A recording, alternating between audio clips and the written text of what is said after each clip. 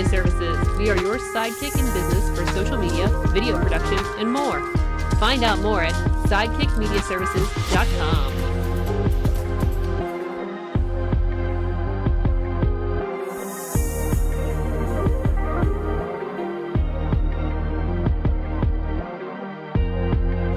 I'm your pal in the mainstream media.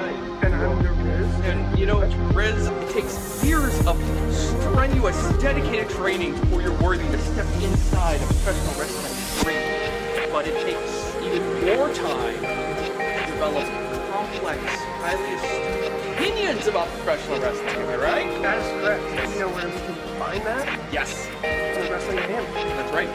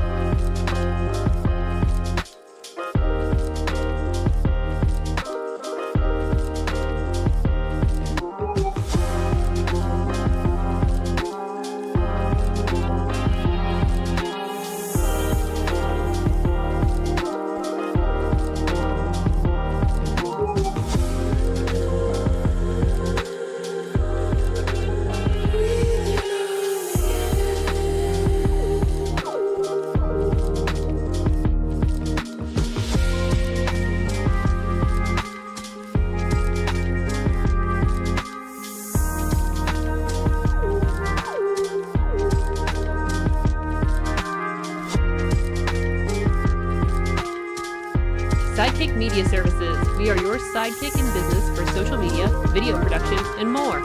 Find out more at sidekickmediaservices.com.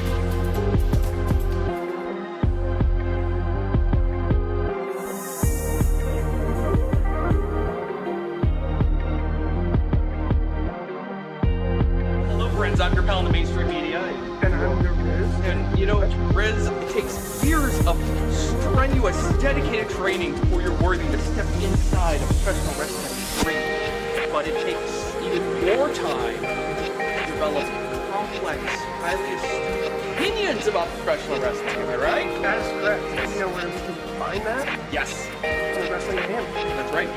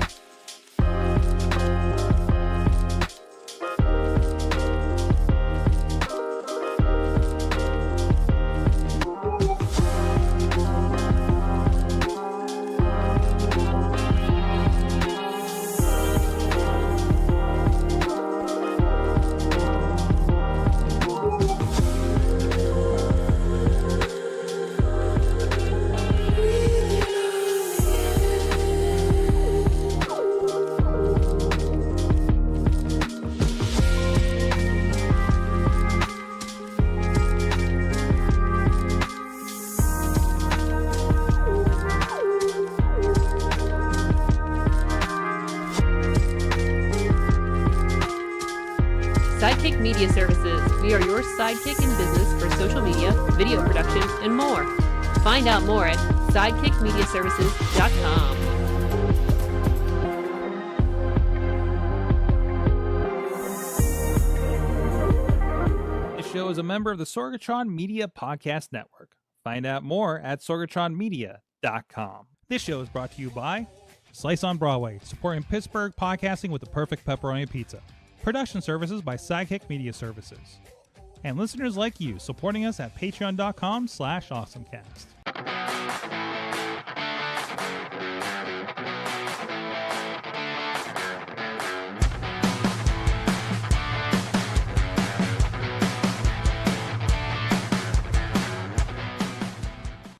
It's time to get geeky, get awesome. It is the AwesomeCast. I'm Mike Sorg at Sorgatron on the Twitter, in the Sorgatron Twitter, in the Sorgatron Media Studios in Pittsburgh, PA, ready to get awesome with you. First of all, the Dutters is healing the voice box this week, completely available, but unfortunately under the weather and has not had a voice for several days.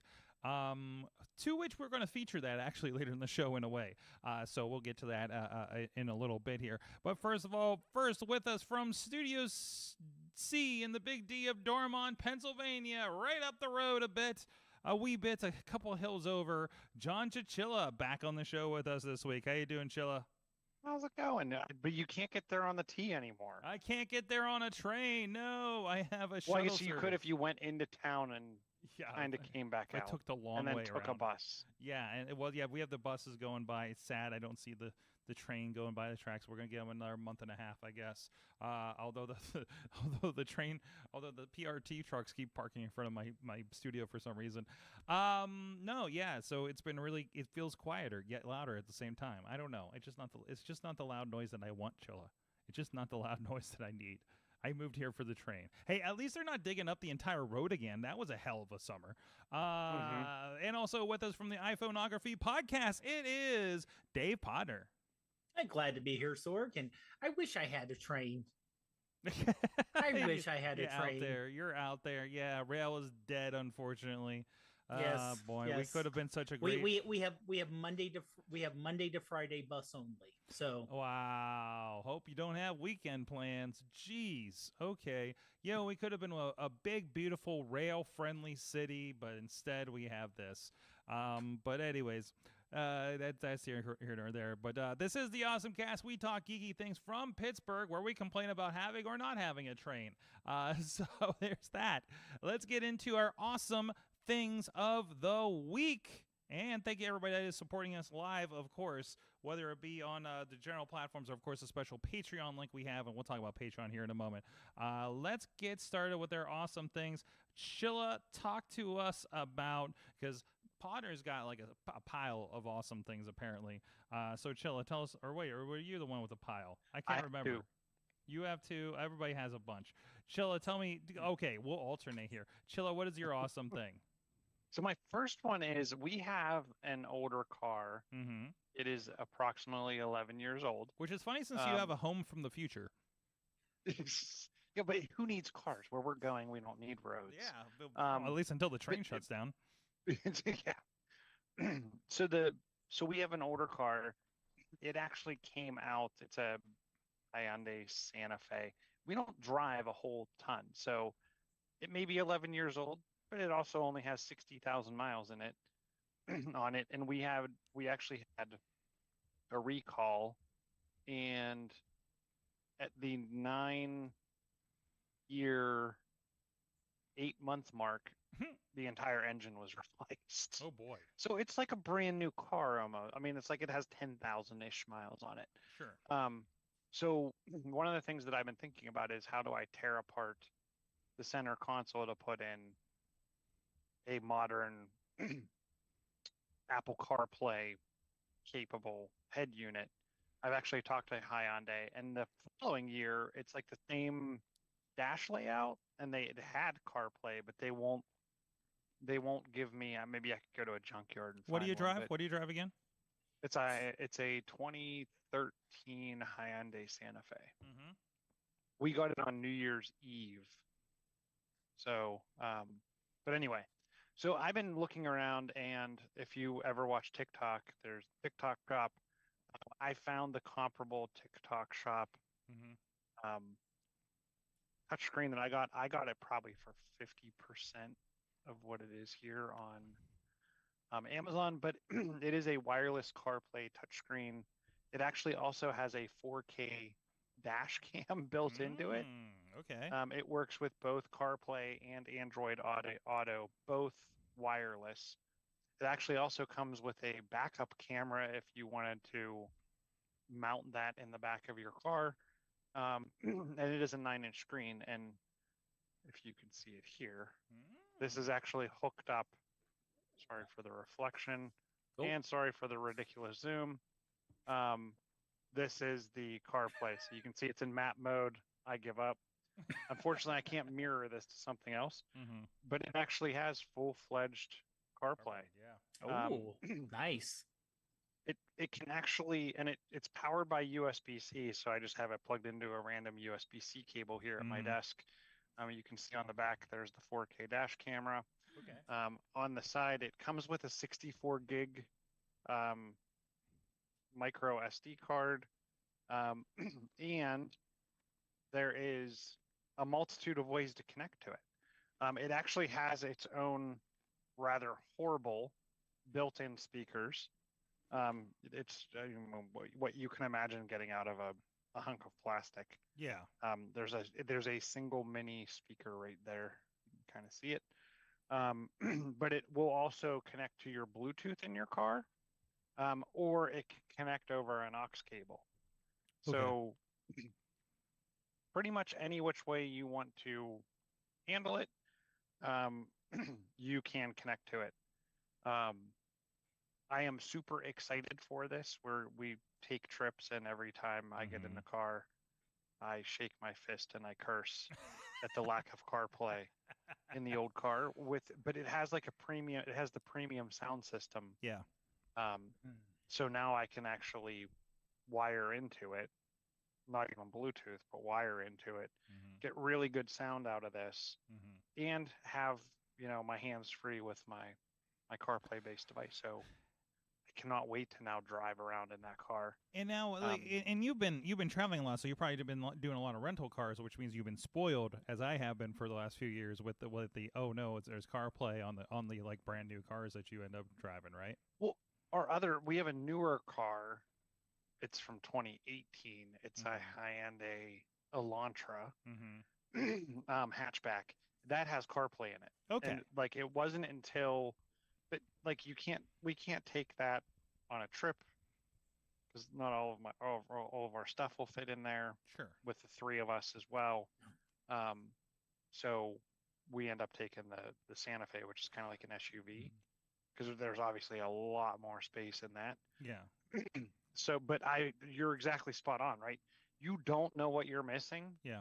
Until you get it for a while, and then you don't have it.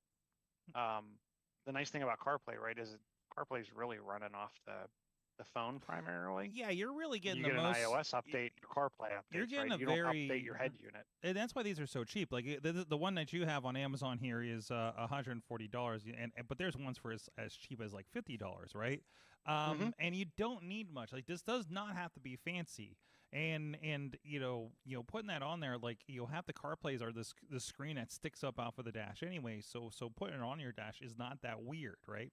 Right. I've been looking at this as well. We have a 2011 Ford Escape that I think we got in 14 or something, right? And not only is like, man, I really wish it was this. It doesn't default to the Bluetooth when you get into the car. It always defaults to the line for some reason. Plus, the Bluetooth seems to be going more and more because, I mean, it's a over 10-year-old Bluetooth device, right? Those things kind of get weird, and plus, that's electronics that are subject to all the weather of Pittsburgh, right? So it's not surprising that we're having connectivity issues from time to time. It'll be a garbled mess sometimes, as we're using our brand new, or at least recently updated. We have 13s between us. But I've been wanting to get this and just connect it straight into the aux port. Since that defaults, we'd be ready to go because you put your Bluetooth connected to this. I presume it would pick up right away when you get in the car and boot the thing up, and you go from there. Now, I don't necessarily the dash cam would be nice. I don't need a backup cam necessarily. So that seems like a little overkill for something like this. And I've been wondering because, I got a Pro Max, I got a good size screen. Is it really going to make much difference getting a 8-9 inch? Sometimes they're 7-inch, CarPlay in the long run. But I know it is the form factor that we're kind of more concerned with, right? Yeah, it is more the form factor, and it's like running maps on that, and running. Just having the large screen, whether it's navigating the podcast app or whatever app, right? And your wife doesn't get mad at you for looking at your notifications because they won't come up. There you go. I mean, I'll tell you. I mean, like I have it read my notifications. I have it do a lot of that. Sure, and it works extremely well. I mean, we use Microsoft Teams for work. Like I can actually hit the Teams app and hit my meeting and join right from the dash. It doesn't it doesn't give you like I can't But I'm not getting see all the video. right. and I'm not screen getting shares, I'm not but getting a random notification from a Facebook page from a client or a wrestling promotion that I'm like, oh, I wonder what's happening here, and she's like, you should be paying attention to the road. You know what I mean? Like that's the discussion happening in my car. Yeah, So and I'm interested because I'm gonna play around with it Mhm. because the interesting thing, and I'm very interested in this. The UI on it looks like some kind of I can't I don't how do I Oh, is get that like the UI? Is that the glare? on-device UI? It's the on-device UI. Interesting. Well, Well, that's not so bad. it's just like a Wh- car. which is literally copying CarPlay.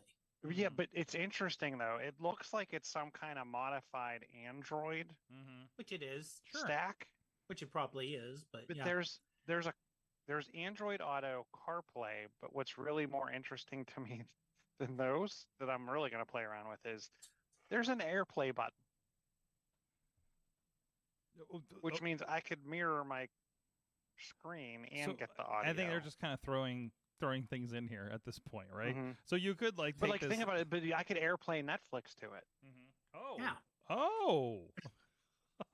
Oh. So a little And that's more. something you can only do like on the third party because the Mhm. auto companies will, well, maybe everyone but Tesla won't let you play video on the dashboard Mhm, for Mhm. obvious reasons. mhm. Or even like if you FaceTime people. Occasionally, like my dad calls me every Sunday via FaceTime, and it will not put the FaceTime on the dash. Mhm. You know, and if I start the call while doing the hard hookup to CarPlay, it won't even show on my phone. Right, right. It'll Well- be like, no, you're not looking at your phone while you're driving. Mhm. Stupid No. human. But still, like that's cool, and you know these things usually add some weird features in there. So which one is this? This is the officially, and if you look up CarPlay for on Android, this is going to be there's going to be a lot of them. This is the wireless CarPlay touchscreen with 4K dash cam. We'll have the link, of course, in the show notes since that's really generic, and you're just going to come up with all of them. But generally, these devices, This one's made by Lavier, Laviay. oh, they're going to be all those weird companies, yeah, all those weird like probably Chinese companies, yeah. Yeah, like but they're. It seems like the device isn't like super light. It's not like Mhm. super hollow, Mm-hmm. and the screen looks really crisp and clear. Okay. So, and in fact, there's a resolution button. Wait! You can play your there's your mirrored. You can play your is that a movie or a video game going on there? Yeah, there it's showing that. I'm guessing it's a movie. And we do have two kinds of brackets there. So you have like the that suction mount that can go on there, and the other or on the mirror or something like that, and kind of you have a lot of options for positioning this thing. So and that's the thing. We kind of have a weird dash situation with like an LCD display on the top and everything. But I guess the only thing I'd be worried about is not knowing which direction I'm going. South or southeast or whatever, and the temperature are the only really displays that I care about that are on there if we blocked it. So, but we also don't want to block like the buttons on the the buttons for the sound system or the AC, not the AC. The AC doesn't work in my car, but anything like that. So, anyway, so go check it out. There's a lot of options there, but we'll of course have this one linked. And where was it that you picked that up? It says it was cheaper. It was on the TikTok shop. A TikTok shop. If you watch enough TikTok, you get sucked into these people that are literally live streaming like their little. Mhm. It's It's basically It's QVC. QVC. It's QVC. Okay, I'm curious Yeah. about that then. So, we'll see how what we get out of this. So, all right, let's go around the horn then. Podnar, what is your awesome thing? Sure. My awesome thing is a new app I downloaded from RNI. It's called RNI Arrow, and it gives an infrared filter to your photos. Mm-hmm. So you take your photos in whatever app, or if you want to use a non-iPhone, such things exist, camera with a shot, and make it look like you took it with an infrared camera. You do have, I think, 9 presets at no cost. And there's of course, the subscription if you want to have the full blown. I think there's 30 or 20 or 30 of them per se, but it does a really good job. It I would say, and I played around with it a little bit. It works best if you have green and then other colors, because the green will turn shades of pink, red, magenta, whatever filter, but nothing else really will be touched much. So if you have something that's primarily green, it turns all pink. But yeah, so you can see there, if, and of course, yes, it makes you do that. And yeah, so if you have something with like a tree in it, it works best. Okay, yep. So Yeah, tree background now it here. doesn't give you, yeah, it doesn't give you previews. So you actually just have to click down below where it says none. So you can see like the back. So this is just like it feels like an app that's just a bunch of Instagram filters. In a way it is, yeah. Yeah. And you get to preview the ones that you would have to pay to unlock as well. So yeah. And now this is a picture of me on the bridge at Boom on the Bridge, just kind of hanging out with the camera that Katie took. I just posted a little bit ago on Facebook, of course. But so yeah, so it is a fully green, and actually I hit this button, it makes it look like fall. Yeah. That's pretty cool. It gives you that, and you do have additional. If you go to the right, yeah, you do have. It actually has a good amount of changes you can do. You have a clarity filter. You can change your highlights. You can change how things are looking pre and post. So you can do a good amount. If you wanted something that's beyond, let's say, photo editing, where you're doing it to make a photo look more realistic, or if you're looking for some stylized photo editing, the RNI also has like a regular full-blown filter app. This really does this does just feel like a lot of Photoshop Instagram. So awesome. So that is RNI arrow, the letters RNI arrow, like arrow design, I guess. Yeah, I got confused. I'm like, I thought you dropped like another event in there or something. But it is free to check out, infrared film simulation, and that's pretty cool. A nice little kind of filter app you got it going on there. What is the target for this?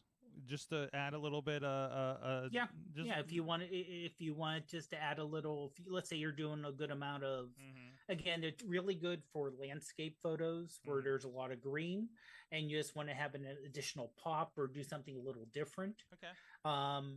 It's a way to do it without, because if you really want to do true infrared photos, you have to get additional filters to put on top of the camera and work with the thing. And this is just a kind of a simulation of, hey, if you wanted to, or actually it's going back to where, and I had to look into this a little bit myself just because I wasn't into film that much.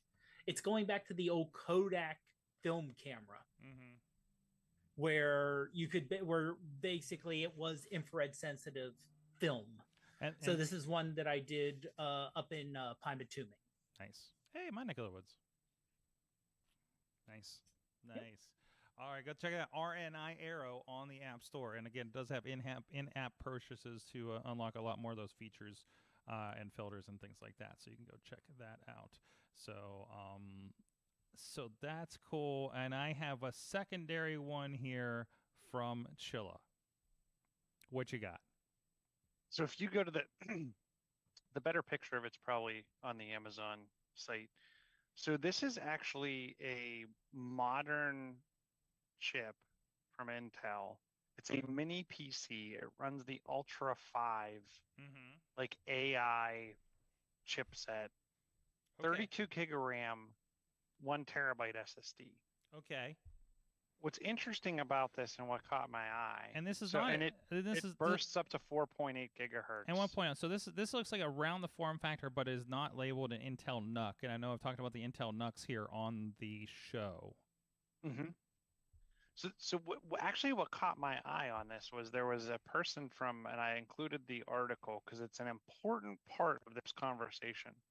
I included the article from Tom's Hardware that did a review of this, because it was a guy that actually has been traveling and he had a like secondary screen that he was using to travel with, and he's like, you know what, I'm just going to bring he used to travel with a Surface. That's a Surface Mm-hmm. and a mechanical keyboard and a mouse. And he's like, you know what? He's like, I need to replace my laptop, and I have a portable screen.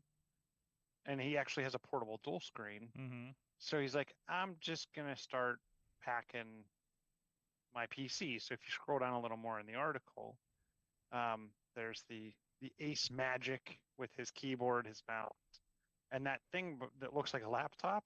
If you scroll down a little more, is actually his dual monitor. Keep going right there. Ooh. Okay. So So for those on audio, it's like a fold over laptop screen from the looks of things, and then he just has it kind of mounted above the his keyboard and then the mini PC, which just looks like maybe it's just honestly it looks kind of like two Mac Minis stacked on top of each other size wise perhaps. in that monitor, actually, it's a kickstand that keeps it in that position. So it's pretty cool. But what actually caught my eye even more than all of this was, hey, in that article is a discount code. And there's an additional 10% off and 7% off right on the Amazon site. So all in all, it takes the price of this thing down from $800 to a little bit under 550, depending on your tax structure and your location. Oh, wow. And it's a device that's a terabyte SSD, 32 gig of RAM. It has Wi-Fi 7, Bluetooth 5.4. It has both USB A and C. It actually has dual fans built into the device. It's a pretty snappy device for to me, what's a very, very, very low price point. And I'm pretty sure you can open the thing up, and I think it has a spot for a second SSD. Yeah, and more I look at it, I think this is the NUC design. So this is the Intel. You're telling me this is the Intel AI chip? Like, what is the chip officially on this? It's not a core chip anymore. I can't remember what they call what lake it is. Okay, but okay, so it's in that line, I guess, right? So it's the Meteor Lake architecture. Meteor Lake. Okay, model name. I'm seeing a lot of AMD Ryzen versions on this. Oh, there's a comparison chart with a bunch of them from the same company. And they get a little bit wild here because they do have other ones that are i9s and AMD Ryzens and Geekom A7s, Alloy 9. I don't know what these ones are. So again, so this could be, if that's a chip that you think will get done most of the processes you want, and that's the AI stuff. And really, this is desktop computing. Like this, he's replacing a Surface with this. This isn't something that I'm throwing in like my video rig or anything like that at this point, probably. I mean, it has CPU, it has GPU equivalent to a GTX 1650. Oh, really? Yeah, and it has the NPU built into it as well. So I would love to grab. Then in that case, I would love to grab one of these, throw vMix on it, and see what we could do with it. Well, it also says it's a, let's see here, mid-range Meteor Lake family of chip, and it only came out last year. Well, so it's relatively new. So it's the Ultra. And there's a 7. Yeah, this is the equivalent of the i5. Yeah. They sell one that's like the equivalent of an i7. So there's your Ultra 5. They have an Ultra 7, and then they also have an Ultra. What was this? The 5 with a 2 terabyte SSD. Yeah. So there's a few options here for this. But either way, like this is a if you had a little bit of money to dump in like this, I love the idea, the concept that you're showing here of this guy like using this as a portable computer. Not something you can just kind of bust out in the middle of a Starbucks real easy, I don't think. And also you don't have like much of a battery backup at that point too. So I think I think that's your biggest. It's definitely not a laptop replacement, but if you're the type of person that, like, a lot of times I find myself when I'm remote now, like when I go out to a conference or anything like that, I'm iPad. But then when I go back to my hotel room, that's your hotel setup laptop. This is, if you look at the screens in this little device, you're not that far off from the size of a laptop. No. Depending on how you pack your bags. So my awesome thing is a little bit of a follow-up from Katie's awesome thing last week. These are the Anchor Ooh. Soundcore. I believe they're the Q20s, and they're pretty good. I've been using it today. I tested a little bit a couple days ago, but I actually used it full on with and it was perfect day to do it because Missy was she's across the desk from me. She was on a call today, and I needed to sit down and do some work with Fishing Without Bait and a couple other projects, right? And so I turned on the noise canceling, and it was pretty good. I could definitely hear her over there. It's not the perfect, like I feel like the AirPods, and of course we're talking about like $250 AirPods versus like this is like I think this retails for about $60 or $70 these things. But I'm really digging them. I did not detect much lag when I was working with video. And that's one thing, if I'm editing with video, I don't really like Bluetooth. Kind of makes me a little iffy because I want to be able to see the lip sync and see if there's any problems there. But there is, it's just like the Skull Candy Hesh 2s that I've been using, which I hardly use the Bluetooth, and actually I don't think I realized they were Bluetooth until like the battery had died. So anyways, on those ones, but these are nice replacements for that. Those ones are, all the stuff is falling apart off of the ear pads and stuff, and I took them out in the field, and they're like, oh, you got black stuff all over your neck. I'm like, yeah, it's all the plastic coming off of that, right? So I needed to refresh anyways. I've had those for years. And I will not forget which sides are left and right because they're huge on this thing. So this is a good recommendation from Katie. Missy actually already ordered her own pair in blue. So do they also work in like a plugged-in mode? Yeah, like yeah. I have some. Yep, just like that. Yeah, I have ones that are like Bluetooth, but you can also there's I see the. Yeah, they got the aux and everything in here too. Yeah. So you do have those options. So backing up Katie's awesome thing of the week from last week. Definitely these Anchor sound cores are pretty good, and they feel like they're pretty much on par with those Skull Candy Hesh headphones that I've been using for years here, right? And that's not even what I'm using here. I'm using I think these are Sony's I have on, right? Yeah, these are just some studio Sony's that we have around. Last question: does it have a mic built in? I do not believe that was one big thing. When I started looking, I'm like, oh, there's no mic. The other one had a mic on it. It was in the cord, though. Okay. So I don't think you would have had a mic in Bluetooth mode. But that's fine. I have a really good, we talked about the 920s, the Logitech 920s last week, have a really good microphone on them that when my AirPods were getting weird and I had to buy new ones, like people were okay when I popped over to those and everything like that. And I have the AirPods. So honestly, like those are what I'm going to end up using anyways, I think. So, but yeah, if you need a good over-ear Bluetooth solution, the only thing that bugs me is then I have to kind of do the dance of re-Bluetoothing it across devices as I use it. I think these are going to mostly sit at my desk, to be quite honest. I haven't really decided, or maybe I get a couple pairs of these or something, just so I have like a travel one and a home one, perhaps. We'll see how those go. Suppose I have the AirPods. If I'm mobile, I don't have much need to do over ears, unless it's like we talked about last week, where it's like I want everybody to go away. Leave me alone in an airport kind of thing. Yeah.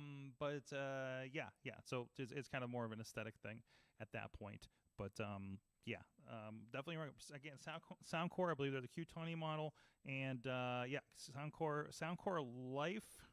Is that Life or Light? Life. It's Q20s. I'll throw a link again in the show notes, but you can see it on last week's episode 691.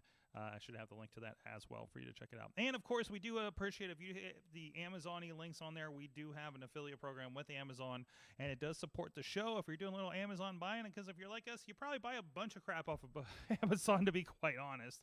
And we'll perhaps get a couple pennies off of that as well. And I think they're actually doing a boosted thing. So if you've been looking to buy something, even if you're not even buying what we are talking about on the show, click that link, get your dog food, whatever the heck is happening. Apparently, that all kind of connects to and helps the AwesomeCast out when it comes to that. So we appreciate everybody that support that way. And speaking of supporting the show, patreon.com/AwesomeCast.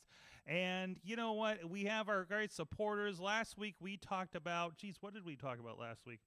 I cannot remember what we got into, but we did have some post-show where we got into, I want to pull that up in a second. But in the meantime, we have a special read of our Patreon from we did Boom on the Bridge this past weekend. Worked with Kid Ben a little bit, did some media for the event up there. A big like outdoor concert, free concert, and the fireworks at the end of the night up in Beaver County. And technically we were in Bridgewater, PA, up there on the river, on the bridge.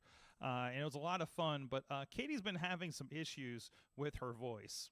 And we were really, and it really started suffering here through the end of the night. So we thought it was the perfect time for her to read the Patreon read a thank you to the Patreons for the show this week. Here she goes. Nope, I muted it. Maybe not. Short on the Maybe audio. not. Hold on, we'll set that. Oh, I plugged in HDMI in, so it's confused. So we're going to go ahead and fix that.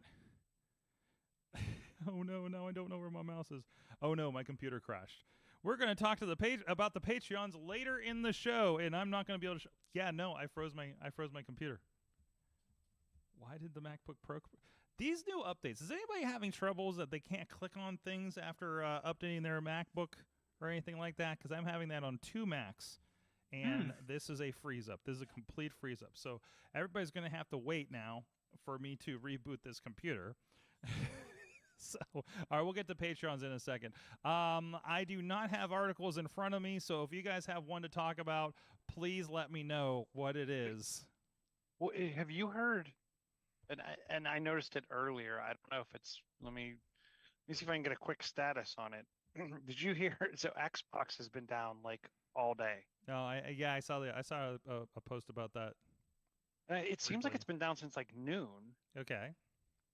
And then I saw it like 6:30 before the show. There was a, hey, we apologize. This is taking longer than we thought. I'm like, longer than you thought? Like it's been most of the. Yep, it's still down. Does that include like Taking Game Pass longer than anticipated. Does that include Game Pass and xCloud and all that kind of stuff too? Yeah, you can't log in. Oh wow. And the kicker is if you have we have multiple accounts on the Xbox. Like, so you can't even play a single player game. Mm-hmm. Like, it's kind of a because you can't sign into the thing to authenticate that you're allowed to play the game because it's a shared device. Oh, kind of that Ubisoft problem, right? Mm-hmm. Yeah, so it applies to Xbox Series XS, Xbox One, cloud gaming, all backwards compatibility services, Android, Apple, Xbox on Windows, Xbox 360, and web services. 360, jeez. Okay, well, that's fun. You know what's also fun? I just rebooted the computer and that video loaded up again, froze again. I don't know what's happening with this video right now. Live interneting people. So, so wow, I haven't seen that. So, I don't know. There's every service has a down day. You know what I mean? At least it's not having on a weekend or a holiday this time, right? Oh wait, we are going into the holiday. We're on the precipice of and it's summer vacation for kids. I mean, it's like every day is a holiday. So that is kind of yes, it is, isn't it? So that's probably it. I can talk about one more thing if you need me to keep going. I do because this computer is just not working right now. So if you are a person, probably like many of us, you have a bunch of off-the-wall, random home tech that maybe this one works with Amazon, this one works with Google, this one works with Apple, this one works with all 3, this one works with 2 of them, whatever. I think you get the point. So I actually purchased. I have a Eufy camera, which works great with HomeKit and the secure video features. I liked it so much, I took it for granted that it was a Eufy product and thought all Eufy products were like that, and I didn't read the fine print on a home camera setup, home security external camera setup. It comes with like a base station. You can put an extra hard drive in it. Like it's pretty cool. But it doesn't work with HomeKit. They moved to their own proprietary security service where they want you to subscribe to it. Yuck, yuck, blah, blah. And I have a couple other devices that, Christopher has. Like he has a lamp and he has a couple other things that just aren't HomeKit. And then obviously I have like the Ring doorbell. Well, the Eufy pushed me over the edge to figure out, okay, what how can I make this happen? So if you go visit homebridge.io, HOMEBRIDGE, just like it sounds, .io, they have a multitude of ways to install their service. It's open source. It can run on a Raspberry Pi. It can run on Windows, and it can run on Docker. It can This run on says Linux. HomeKit support for the impatient. And pretty much what it does is it's like this tiny little virtual machine that runs on your computer. So it needs to be on something that you're going to have on all the time. Mm-hmm. I was originally going to install it on a Mac that I have that's running in the basement all the time. And then I'm like, I actually want to see what this looks like on a Docker container on Windows. So I installed a Windows version of it. It does require you to have you can't have just Windows Home because it has to support virtualization, but you could always install Docker on Windows and then use the Docker piece. Like I said, it pretty much runs on anything that you have sitting around your house. It's very easy to set up, and then it has plugins, and you pretty much literally type in the brand name of whatever. Like I typed in Eufy, and then I typed in Amazon, and you just load plugins. I now have my Ring doorbell camera hooked up to HomeKit. Mm-hmm. I have the Eufy cameras hooked up to HomeKit. Nice. And I'm pretty much going through everything that's in the house that isn't automatically HomeKit and kind of adding it.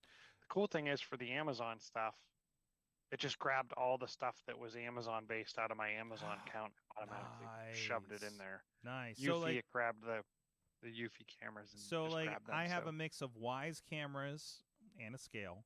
And like I have one Amazon plug because the off-brand ones I had stopped working. I think I have a bulb that doesn't work, like that I haven't gone back on the internet. Like those will possibly all roll into HomeKit from there. Yeah, and what's interesting and cool, if you go back to that website and you scroll about halfway down, it says simple user interface. So it kind of has like its own little dashboard that runs in a window, or actually, I'm sorry, in a browser. Scroll down just a tad bit more. Right there. That QR code is an Apple HomeKit QR code that you just scan with HomeKit. And it brings us straight in. Brings everything in. So it's like a translator. Plugged into it. So like this automatically comes in. So this is something like I got an old first gen, and I'll have to check which version of Windows, if it's Home or Pro. It might have Pro was already with it for some reason because it feels like it was a company computer that we got. But it's like something I have, like I have my old Steam games, like I play Mega Man X on it and stuff like that, right? That I got off of Steam. Like older, I don't have a lot of newer Steam games, so it plays them. So that's what I used to like Steam Link to like my Apple TV and stuff, right? Like I could throw this on that because that should be on all the time, right? Yep. I like it. Yeah. I like it. And then I like the machine that it's running on had 32 gig of RAM, and it's like you should at least give it a gig of RAM. So I'm like, I'll give it 2. But obviously, I think the more plugins that you want, and the more plugins and the more live video that you want it to have, I think that's where it's kind of gets a little hungry. But I'm running like 25%, like how it's like taking up barely anything. And that's I actually have it set where the camera, it actually grabs a still off the camera every 30 minutes. So when you go into HomeKit, like at least it has some kind of recent, it's not like dark outside and the picture on there is like from noon. But yeah, it works extremely well. Pretty happy with it so far. And there's a pretty large conglomerate of people just constantly building plugins. I cannot believe I'm trying to just play a video and it's crashing the computer every time. What is happening with the MacBooks and the Mac OS these days? What in the world? This is why I literally updated my main desktop Mac OS like last week. And now all of them are having issues. I'm so... maybe that's what Patreon's going to be. I'm going to tell you about how mad I am about a change in Final Cut. Some legacy stuff they took out of there. So yeah, I'm trying to. We just have this wonderful video we shot with Katie, and I cannot show it to you for the life of Can me. you airdrop it and then just play it locally? I can. That's no. It's a video sitting on my computer. Oh, it's on the computer though. Like it's sitting on the computer. It's in the cloud or something. But let me try this real quick and see if this works. What if you click the video and hit the spacebar so it uses like preview? I have no idea. Let's try this one last time. Here we go. Support AwesomeCast on Patreon. Get exclusive After Talk content just for you for as little as $1 a month. We'd like to thank our Patreon subscribers at the Coffee Club level: Cynthia Klosky, Matt Weller, Fan of the Show level, Michael Fedor Show, John Dicky DeGore, Dave Podnar, spouse of Ruth. Dave Podnar, spouse of Ruth Jewelry Affair at RuthJewelryAffair.com. Thank you for your support. There you go. I'm sorry, Dutters. I'm sorry. Well, I like how like you can tell like she's really struggling, and then the guy behind her is like walking by. Oh yeah, smoking and he just cigarette. like sat there and kept because we filmed the other video of her like voice that I posted the other night, and he's like still sitting there just looking at us, and we just completely no sold him, right? And meanwhile, like all the like drunks and everything are coming in from the fireworks at Monaca, so it's just. At the Applebee's. If you're on audio, we're just in front of an Applebee's doing this thing. So, no, she thought that was. I asked her how she was doing today, and she said she sounded like Miley Cyrus. I'm like, I don't really know what that means. Like, are you coming in like a wrecking ball? And she said no.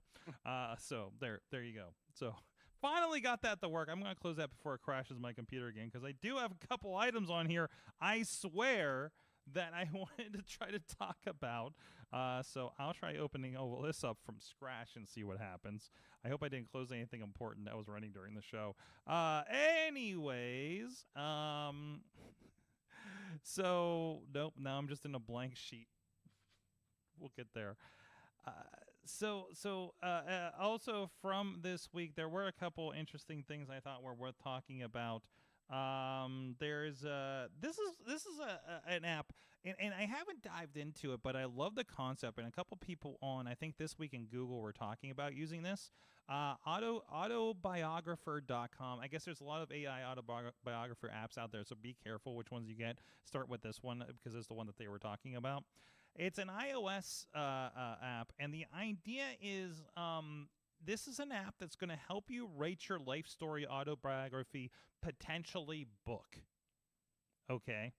Because you're like, oh, I'm not a writer, yada, yada, yada, you know, and you get into here. So when you get into this app, no, that's Chilla. There we go. When you get into this app, apparently you will start telling it about something that's interesting, and it will start asking you questions based on what you're telling it. So that it can, and Katie Couric is also promoting this thing. But the idea is you discuss, I think, you voice your story, you know, what you want to talk about, what you want to dictate, what you want to note to it, and then it's going to ask you questions based on that to expand upon that. So think of it like, I don't know, maybe like a virtual like ghostwriter or something like that, and then it's going to help you with that. So you know, it definitely sounds like when celebrities do their quote unquote autobiography, they basically have a reporter come in, ask them questions, prompt them, and then the reporter interviewer will then group everything together because most celebrities are not great when it comes to having great stories weave and make it readable, or make it interesting, right? So exactly, and knowing what to keep in, what to take out. Like that was so I experienced this. So in my early reading journeys, I picked up the Mick Foley book, which was thick. If you pick up any of these, they're like a tome. He's got a thumbs up there. Classically, Mick Foley had written, and you don't think about it because he's like, you know, this hardcore wrestler from the 90s, right? But he's actually very, very intelligent. Great, you know, great dude, great vibes around him. I've worked a few shows with him and stuff like that. But he wrote out everything himself. Right. Obviously, he's got an editor and everything. He wrote on paper. He wouldn't even like get a typewriter at this point. Right. which I'm sure was a nightmare for the editor. But then I read like The Rock's book, which was like really early in his career, or I read Kurt Angle's book, and I was so mad at the Kurt Angle book because it felt like I was reading like a Sports Illustrated article the entire time. It's like I was very spoiled by that first book. That was very, very, very, very much in his voice, right? And I'm noticing that too when I'm listening to a lot of audiobooks. I just finished Gary Vaynerchuk's recent book, which is very so much him, especially when you do that audiobook. Now I'm reading the Seth Rogen yearbook one on my walks. And again, he almost definitely wrote that thing. So the way that you do it, yeah, no, it's very. So this is something to help you because somebody's actually talking about my career and stuff like within the last 10 years was like, you need to write. There's that thing where it's like you need to write the book so that you can get the other gigs in my line of work. Like if you want to get speaking engagements, if you want to get work in your line of work in media and things like that, and kind of become or if you want to be interviewed, yeah, exactly like that. It's like nobody. I started my own broadcasting thing, and here's how it happened. And here's my book. Exactly. That seemed to be this is one of those things that got me really mad about the podcasting area. Was we went to what was that what's the big podcast movement, and literally everybody is everything is doing a podcast to sell a product or book. Every single thing there, every session, everybody's like, well, what are you selling with your podcast? I was like, we're just doing a podcast, man. Like things like that. It was just like, like the entire thing was just, how do you get your book, and and there were like services to help you write your book and all this stuff. And it was just like, it was like half the stuff that was there. And I'm like, is this what podcasting is now? No wonder we're dying an ugly death with advertisers and all this stuff right now. If you listen to certain podcasts complaining about that, because there's nothing of substance, and it'll be even worse with AI here very soon. But anyway, hey, Autographer by AI. I haven't tried it yet because it's kind of a big buy-in. And I got really kind of skeeved out by the idea of the Apple Journal app because I don't want to sit there and dedicate to writing something every day because it gives you prompts and stuff through the Apple Journal app. And I'm just like, I don't want to write. Somebody invited us to a project, and I'm like, I don't want to write more. I'm already creating content. There's a reason I do a podcast. I don't want to write shit. It's late in the show. I'm allowed to get one swearing. But this thing is $16.50 a month played yearly. You got to dedicate $200 a year to this thing. It's not a per. The thing is, it breaks it down. So that's only $16 a month. You're paying $200. Well, that's everything. Boom. That's everything. So Right. you have to be very much like, I want to start. Yeah. And maybe you're of a certain age where you're like, I gotta start getting these stories down before I forget them. You know what I mean? Or something like that. I remember the very valuable thing of grabbing my grandpap and my uncle, great uncle together, and like, tell me your stories about living in Pittsburgh as Lithuanian immigrants and living on the north side and taking the train downtown and getting somebody's day pass and seeing a movie for a nickel and all that stuff, right? Like I made sure to capture that kind of stuff while we still could, and I think that is really important, for your legacy, for your family, for everything like that. Or if you do want to put this together and maybe make a sellable book for some reason, like, hey, here's this. I don't know if people read it, but here's a book. Throw it on Amazon, see what happens. You know what I mean? And maybe you got more interesting anecdotes than people than you realize. So I don't know. It's worth a try. It was a pretty cool concept, an interesting use of AI. So I'm thinking about doing it. I need. You know what? I'm going to send it to my wife, and she's going to tell me. I'm going to say, should I try this? And see what happens. I need the motivation. So, and hopefully she thinks I'm interesting enough for it. Could you co-author? Like, could you do it between two people and like co-author a book? I don't know. Have a conversation with your autographer app. Remember the moments that shaped you and save your story forever. I guess you could. I don't know. Does it know that there's two people? You know what I mean? Yeah, it doesn't sound like it's set up to be a collaborative thing. No. This is a very personal thing. Yeah. So don't worry about writing. Just talk to the autobiographer and we'll take the notes for you. There's no right or wrong answers. Just tell your story. And then I wonder if, and I mean, I don't want to take money away from people per se, but this sounds like something you could just make an AI for. Yeah, I mean, you could just do something in ChatGPT. Yeah, that's what I'm saying. Yeah. Like I do a thing with the one client where I'm taking all the interviews that we do for the year, I stick them into a GPT, and then I was like, okay, give me a quote where we talked about like this aspect of the event.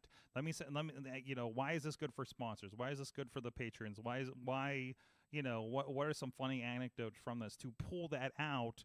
Because if I sit there just listening to it, I'm going to gloss over something important, right? Well, because when you have 3 hours of content, you're trying to find one quote from, like things like that. Like that like I could see just ChatGPT, you can do this, but this is something that's very and again, Well, the prompting. it's tuned. The prompting is something. The people that know how to do maybe this ghostwriting idea, set this up, set a GPT up. This rolls into another thing. There was a very interesting concept. Are you guys aware of the AI Inside podcast with Jeff Jarvis? No. So I know Jeff Jarvis from This all Week the in other Google. Twitch Well, shows, he but started an AI podcast, so it's a nice. If you listen to This Week in Google, it's a nice, more focused sidebar to that. The latest episode they had was from something called Mind Studio, and these guys were they basically, from my understanding, is a way to, they call it democratizing AI creation with the Mind Studio. You go into their service and you can start developing an AI. And you put in, okay, I want the AI to ask these kinds of questions and with this kind of database and everything like that, and pull from that. Basically, kind of creating a GPT thing, I think is the very kind of glossed over way to do it, to talk about it. But the idea is something like this audio biography AI was likely made on something like this Mind Studio, right? Kit Mueller, that was here in the studio, a few months ago. They're developing an AI like this, right? And kind of doing that and figuring out the prompting in something like that. So you do have services it feels like these are, I'm trying to figure out how to make an app for my video platform without paying $500 a month for each app to Vimeo, right? So there's and I know there's things that are build an app for you sites that you can kind of plug into, but then you got to pay them a service fee and all this kind of stuff. This feels like what this Mind Studio is this idea that we could go in here and start plugging away with our expertise, whatever that is. Maybe you're a doctor, maybe you're an author, maybe you're a lawyer or something like that, and create something that has all your data ideas. There is some educational tutoring apps, I think they said that they used to create with this. And then this thing gives you a platform that you can create something that you then can sell. Right, like a lot of these AI, dedicated AI services that we're seeing, rather than just a broad Claude AI or Gemini or ChatGPT and stuff. And you can select. This is the cool thing. I'm getting really geeky on this thing. You can select which GPT to use. Maybe Claude really it seems to be the one to use. It really seems to fit what we're going on. Claude has downtime for whatever reason for the next 3 weeks. Switch it to ChatGPT. It's really easy to just kind of move to it as these grow and everything too. So I thought that was really cool. So sorry, sidebar weirdness with AI chats. But anything else on that, or anything else you want to hit up in the document before we get out of here? It's about pumpkin time.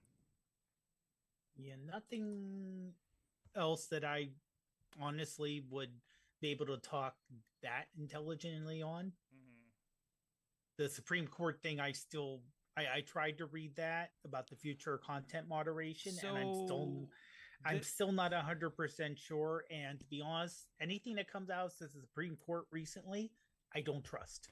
Well, the good news is what did come out of the Supreme Court around content moderation, from my understanding, and again, I listen to the shows with a lot smarter people than me to talk about these concepts.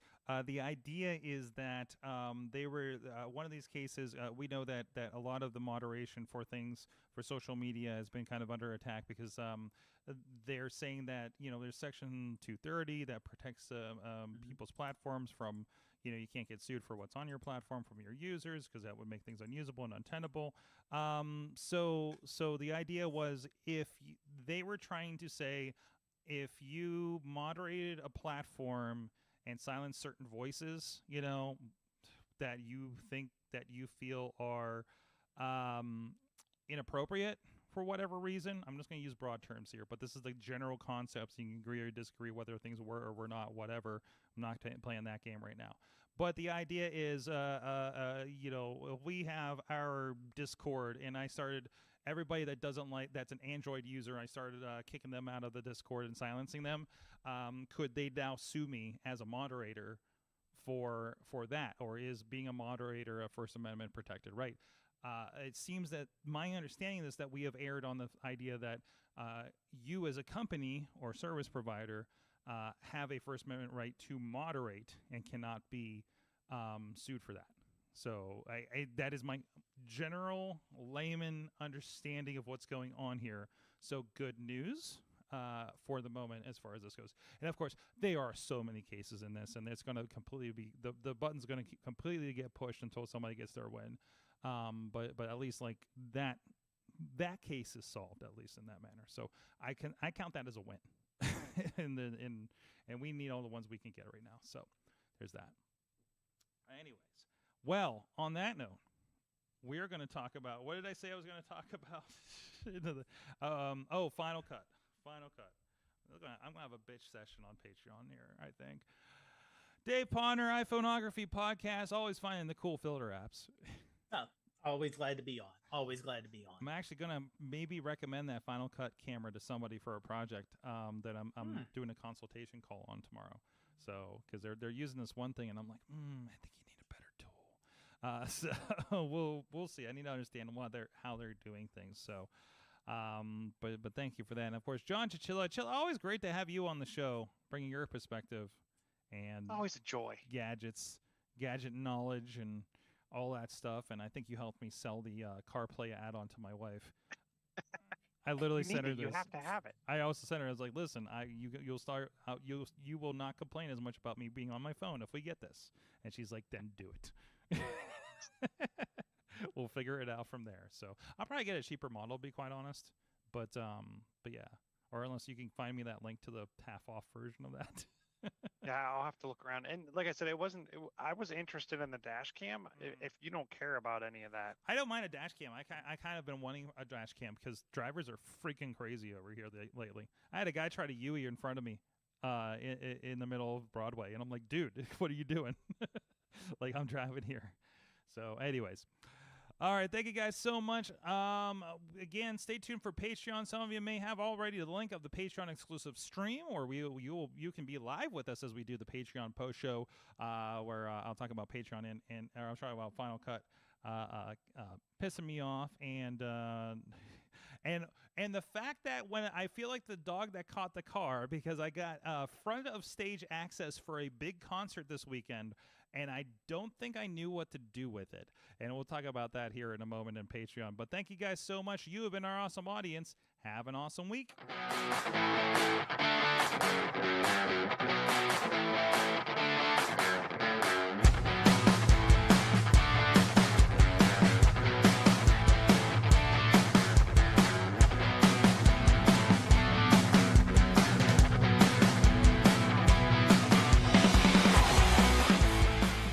This show is a member of the Sorgatron Media Podcast Network. Find out more at Sorgatron.